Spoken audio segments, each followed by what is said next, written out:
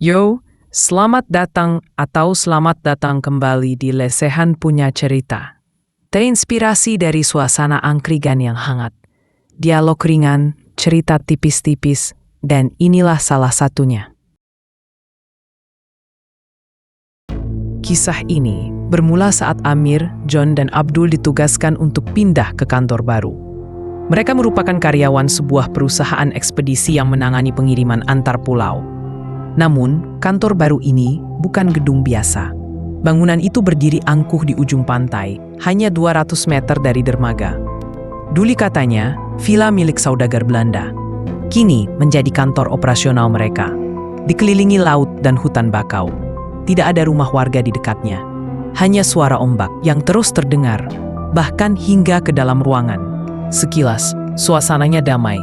Namun sejak hari pertama, mereka mencium bau aneh. Tipis, asing, menusuk, tak bisa dijelaskan asalnya. Semua merasakannya, tapi tak satu pun berani berkata-kata. Hujan turun deras malam itu. Jalanan tergenang. Tak ada pilihan. Mereka terpaksa bermalam saat itu. Mereka memasak, bercanda, bermain laptop. Untuk sesaat, kantor tua itu terasa hangat. Namun ketika malam mulai menua, kehangatan itu menghilang. Suara hujan jadi terlalu keras. Ketukan terdengar dari dinding seolah ada langkah kaki yang menyusuri lorong, namun tak ada siapapun. Hanya gumaman dengan bahasa asing yang terdengar jelas di telinga, seolah ada yang berdiri tepat di belakang mereka. Keesokan paginya, John, salah satu rekan Amir, diminta memindahkan printer lama ke ruang belakang. Ruang itu sempit dan sepi, membuat langkahnya bergema di lantai kayu. Hingga tiba-tiba, tubuhnya berhenti. John terlihat pucat, matanya kosong, nafasnya pendek. Dengan suara bergetar, ia berkata, "Ada seseorang, ada sesuatu." Sosok tinggi berdiri diam di ujung lorong. Terlalu tinggi untuk manusia. Tak bergerak, namun terasa mengawasi. Kakinya tak bisa bergerak. Tangannya gemetar. Nafasnya tercekat, dan di sana, perlahan namun pasti, sosok itu mendekat dengan tubuh berlumuran darah. Matanya menghitam, dan mulutnya tersenyum pelan. John ingin berteriak, namun tak bisa. Ia hanya bisa menangis dalam diam. Beberapa hari kemudian, Amir datang lebih awal. Ia duduk sendiri, menyanyi lagu kanak-kanak yang disusul oleh suara teriakan. Rekan-rekannya sadar, ini bukan stres kerja. Ada sesuatu yang bersemayam di tempat itu. Dan kini, ia mulai menunjukkan wajah aslinya. Mereka mulai menyelidiki, membuka arsip lama, koran tua, mencari tahu sejarah gedung tersebut. Bangunan itu dulu dijadikan tempat interogasi gelap saat masa pendudukan yang tak semuanya kembali hidup. Sebagian warga sekitar tahu, tapi memilih diam.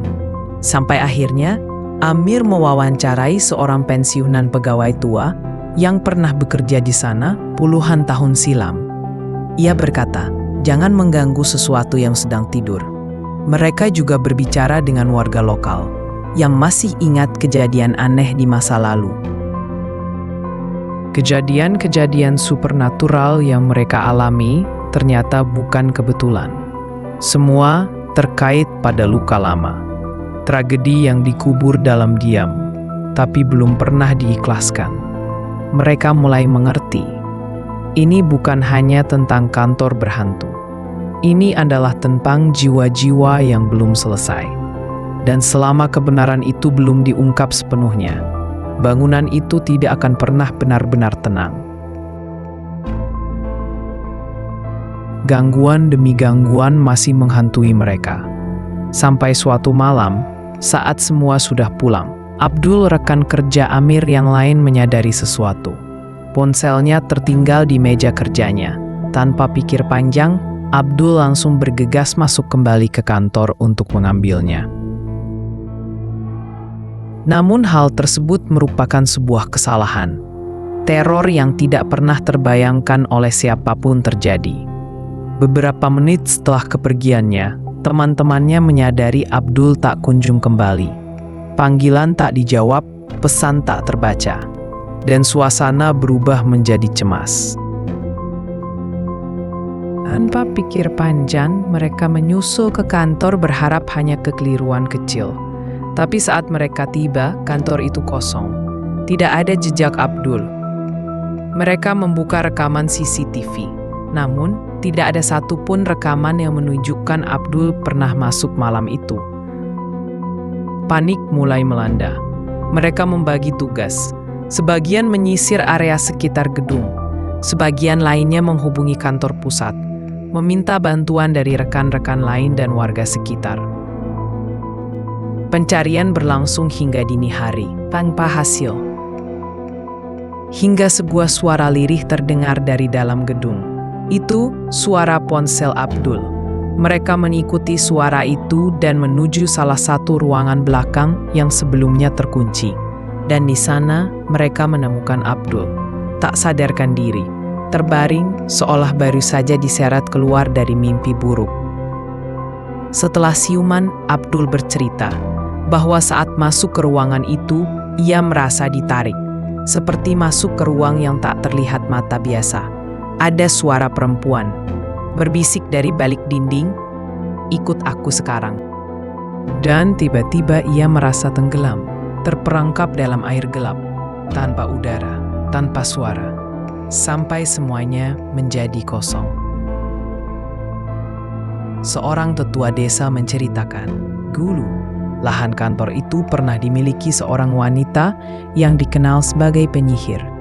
Ia tinggal sendiri dan konon sering melakukan ritual-ritual aneh di halaman belakang. Mengubur sesuatu, memanggil sesuatu, dan menurut cerita, ia menghilang tiba-tiba tanpa jejak. Hari terus berganti. Mereka tahu, tak bisa terus diam dan berharap semua akan berhenti. Mereka memutuskan untuk melawan, bukan dengan kemarahan, tetapi dengan pemahaman. Dan mereka tahu bahwa mereka tak bisa sendiri. Amir menghubungi seorang ahli spiritual yang dikenal memahami dunia tak kasat mata. Bangunan ini menyimpan dendam, dan kalian hanya kebetulan berada terlalu dekat dengannya. Sang ahli memberi saran, lakukan ritual pembersihan energi. Hargai ruang itu. Jangan lawan, tapi pahami.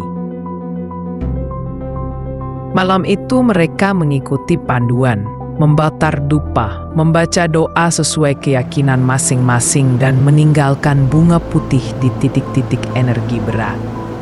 Namun bukannya tenang, di malam itu juga justru menjadi malam terburuk. Bayangan muncul di setiap sudut, suara tangisan dari loteng.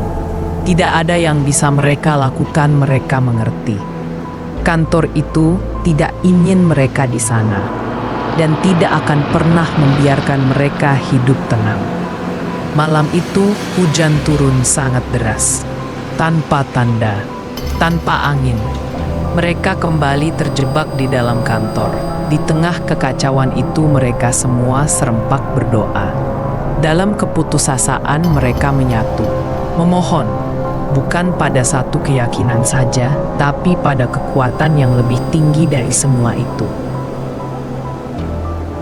Hingga akhirnya pagi datang, gangguan hilang secara perlahan, semua kembali tenang. Dan tak ada perpisahan, tak ada selamat tinggal.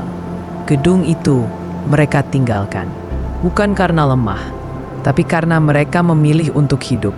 Dan sampai hari ini, gedung itu masih berdiri. Kosong, namun tidak pernah benar-benar sepi.